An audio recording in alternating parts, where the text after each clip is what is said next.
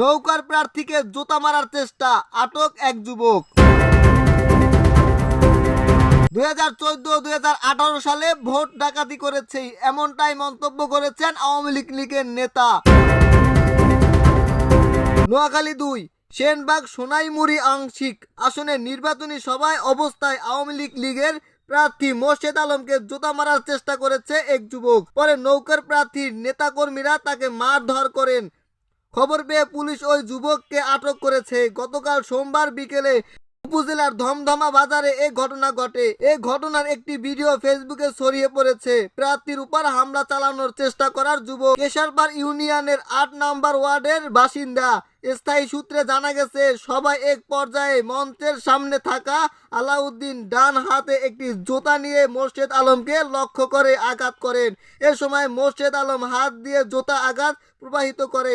তখন উত্তেজিত নেতাকর্মীরা আলাউদ্দিনকে ধরে স্থানীয় সবাই এক পাশে নিয়ে এলোপাতাড়ি মারধর করে। 2014-2018 সালে ভোট ডাকাতি করেছি, এমনটাই মন্তব্য করেছে আওয়ামী লীগের নেতা।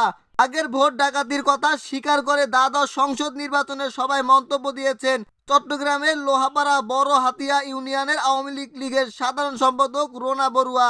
তিনি বলেছেন, আমি একটি কথা বলতে চাই, 2014 সালের নির্বাচনে আমরা ভোট ডাকাতি করেছি। সোজা কথা, আমরা এমনিতে ক্ষমতায় আসিনি। 2018 সালের নির্বাচনেও আমরা ভোট ডাকাতি করেছি।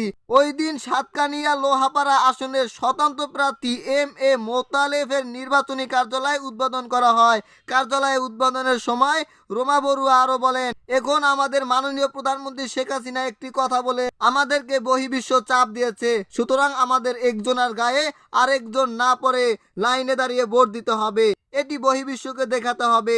লোহাবরিয়া উপজেলা আওয়ামী লীগের সভাপতি খোরশেদ আলম চৌধুরী বলেন, 2018 সালে রোমা বড়ুয়ার এলাকায় এক জামায়াত নেতার পক্ষে তাদের কর্মীরা ভোট ডাকাতি করেছিল, সেটি বুঝিয়েছেন রোমা বড়ুয়া।